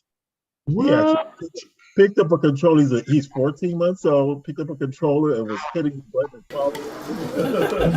So he wouldn't have come in last at Big Blue. Fuck you. Exactly. That is awesome. That is awesome. Yeah, so that's what I have today. What are they running those cars pretty much stock, or can you do stuff? Yes. Yeah, they're all stock. Very, very little. You put some weight on the bottom of them. Right. Weights and tires. Yeah. Yep. So you can true your tires. Oh no! On the Fly Le Mans, those are urethanes on the rear. Mm-hmm. Yeah, they put on urban urethanes, right? Right. Nincos are stock tires, just true. Yeah. Okay. Yeah. Okay. All right. So good job, Dewan. Thanks for sharing, Dewan. And Big Dan, are you ready? Go ahead. Big Dan's in the dark tonight. Yeah. Yeah, okay. I'm in a different, as I explained earlier, Dennis, I'm in a different location where I've got some ladies doing a family history class behind me, so I'm sharing the room with them. I've come over and ride shotgun because it's my, has to be one of our residents from our local village on site. So just a couple of points here. Looks like if the dress code that Geo is presenting is going to be de rigueur from now on, I'll be on YouTube, obviously, because I can't compete with that. No, me neither. So that's not happening. Yeah. So Dewan was saying there were some handy races when I looked down the field there at Big Lou. So you shouldn't feel too bad about not being able to compete with some of those guys. So anyway, on to our racing, and last Friday night we had 6. First up was hang on, what get my navigation bar here. Yeah, so these were under 2 litre class, apart from the one at the back. The guy who came along didn't have an under 2 litre car. A mixture of what they call them, Revo slots and brass cars. The non-highlight of the race was me way back there in 5th position. But the highlight was how close the first 4 were a lap. Oh wow! And that was a mixture of, you know, it was Revo first, brass car second, Revo third, brass car fourth. Dennis somewhere in 17th place, equivalent to 17th place on laps. On to the next class was Group C Le Mans, and this is where I saw one of the lowest acts I've ever seen in slot car racing. The guy who in first place there, I sold him that car for his 7-year-old daughter. And then what does he do? But he comes out and wins a race with his daughter's car and beats the rest of it. So I thought that was pretty bad, you know. I mean, and obviously with me back in 5th place again, I've sold the wrong car. So yeah, and so I think that was Coxey's first win in our company. Again, pretty close racing up the top. All slotters, of course. Looks like you had a problem with blue lane on that. Yeah, I had one good heat, but I'm not quite sure what happened. What happened was I think the car I ran, I jammed up the front axle, so it was sort of, you know, it was, I don't know whether I hit something, but it was locking up and in the later heats, and so I didn't shine. And there's a story to this one too. My car is shown in second there, but the Dave, whose car is in front, did acknowledge that I won the race. So I struck a bit of form in the last race of the night. We finished in the same corner, and there was about 2 feet difference over the. You know, I sat there and watched him do the last race. I was sitting out that heat, and I knew he needed 32 laps to beat me, and he got 31 and just finished it fractionally behind me. So that was the. I'll stop the share there. That was our racing. We've got a long weekend here in Tasmania this week, so no racing, but I've got 3 meetings over the next week and a half, so that'll keep me pretty busy with a trip to Phil. One thing I did want to say about I was going to run my Revo Escort. In testing, it was pulling sideways. When it was pulling up, it was, you know, pulling off abruptly to one side, and I thought it was because I didn't have the rear wheels lined up properly. When I got it home, the axle, which was straight out of a pack, you know, a slotted pack, had a bend in it, and that's what we, you know, the spur gear was going loose, then tight, then loose, then tight. So that was why it was pulling to one side. And I'd just like to throw one at Chris. When he talks about drill blanks, does he get his drill blanks as an industrial item that you can get for, you know, $10 a dozen things, or is he buying the you know, the $4 a throw slot car drill blanks? Is Chris there already? He's still here. Oh. Yeah, he's still here. Yeah. I don't know about Chris, but I'll answer. You know, if you're buying slot car drill blanks, they shouldn't be $4 a throw. The ones that we get here are maybe $2.50, and they're straight. But you know, we can order from industrial hardware places, and you buy a number. I'm trying to remember whether it's a 42 or a 43 number drill blank, and they work really, really well as 3/32 axles. Yeah, I think it's a 42. I have a couple of questions for you. Oh, I'm sorry. I thought you were done, Dennis. Go ahead. No, I'm done. I had a couple of questions. One, Hold on, Frank. I think, Chris, did you have anything to add to the drill blank thing? Oh, he came back? I mean, you drill blanks are, well, I go through hundreds of slotted axles and NSR axles and put them on a dial gauge, and they're all over the place. They're not concentric in diameter from one end to the other. You can put a bushing on and it slides fine, and then it binds up. And so if you can buy, I mean, you can buy ready-made axles from most commercial raceways. They're for 24 scale, 32nd scale commercial racing, still 330 seconds, and the quality is unbelievable. I've been using for a long time axles from a company called Coford. And if you want to write down a number, it's M623R. And that is a pretty go-to axle for a lot of commercial track racers. And they're, as Dennis said, they're like they're cheaper than slotted axles, for God's sake, and they're 10 times better. Yeah, they're really, really good, particularly the Coford ones. I use them.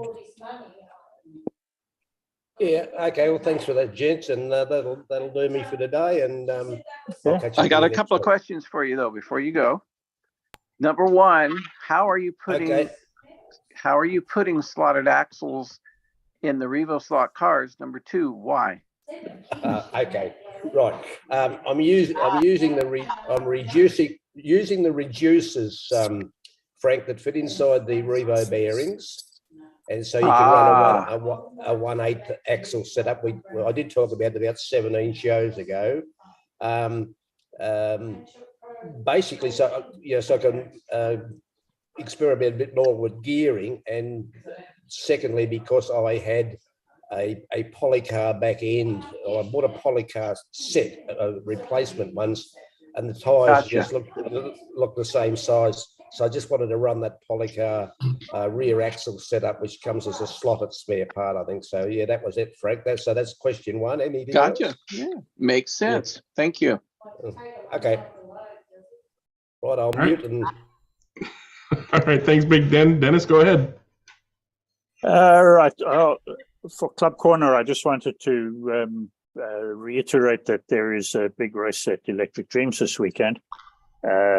It's for Scale Auto GT3 cars only. We are racing Saturday.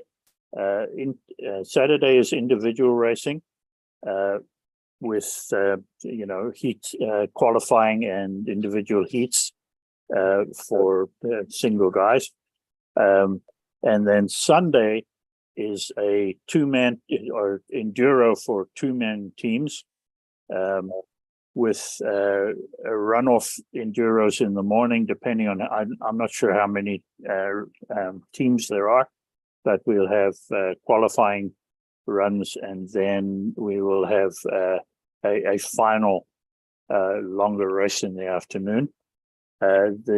One of the big attractions is the fact that the two brothers who own Scale Auto are here and will be attending, and that on Sunday morning they're going to be doing some sort of a demonstration. Particularly, I think they want to try and promote their 1/24 scale cars a little bit more. But it should be a good race. Should be a fun weekend. So, and of course, there's one further attraction, and that is that our fearless leader here, Mr. Greg Garth, will be in Southern California and will be joining us on Sunday. So that's a deterrent. That's not an attraction. That's a deterrent. Well, we're all looking forward to meeting him in person. And, yes, we are. We'll book my flight. Next week's thing, next week's call, we'll tell you of the relative success or otherwise of those in-person meetings. Greg? No, I'm not planning to race. If somebody sticks a controller in my hand, I'll pull the trigger. But I'm not planning to join any teams or be there. I'm not bringing a car or a controller or anything. But I wouldn't mind driving a car around a lap or two just to say I drove at the Electric Dreams track. But no, I'm sure we'll be able to handle that for you. But yeah, so you've got adjustable voltage on that track, Dennis? Sorry, turn it up. You've got adjustable voltage on that track. For Greg, we'll turn it down to like 3, 4, 4.5, 5. Yeah, now keep it realistic for me now. 3 or 4 now.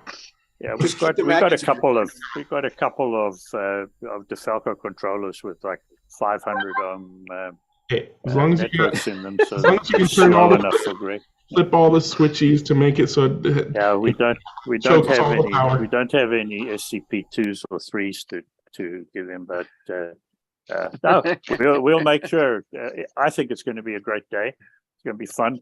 My personal car is going to be the Scale Auto NSX GT3, the Acura or Honda NSX GT3. It's all ready to go, hopefully. It's not a long way from standard.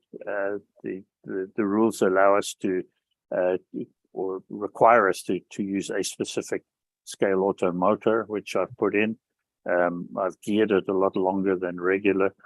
We have handout, if not so much handout, but a specified tire, rear tire, which I think is a really good idea.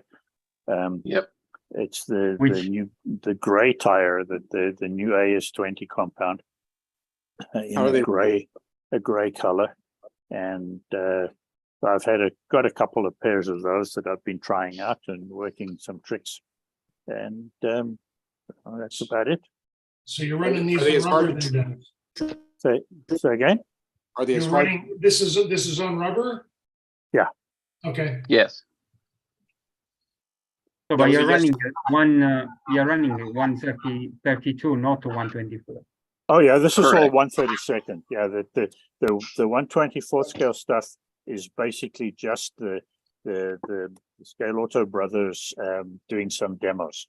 You know, I'll take a couple of cars with me, but it's mostly just for the racing is just 1/32. Okay. Probably because they're gonna bring the M6 and the M8. So they, I guess, yeah. They're like every week. My mistake then, Dennis. I thought it was 24 scale on sponge, but that's No. That's fine. Jim, what was your question? I was wondering if the AS20 hard to true the AS25. Pardon? The AS20 harder to true than the AS25s? They were not particularly difficult to true. I don't, by comparison to the 25s, much the same, I would say. But whether that's because of this gray color, I don't know. In terms of grip, do you see any difference then? They seem, to me, they seem to grip pretty well. What I did notice was I made once, I put both sets on 10mm wide, 16mm NSR wheels, and I did one set with a foam insert and one set without the foam insert.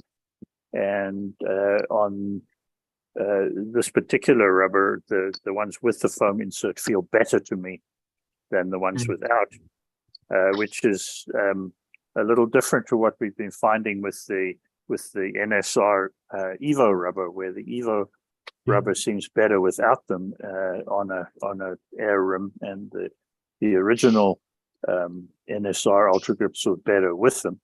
But we'll see. You know, that's just me, and I'm not the fast guy, so we'll have to wait and see. No, I had the same conclusions about the Evo being without with the insert in them. Yeah, you knew about that. Anyway, we'll see how it goes.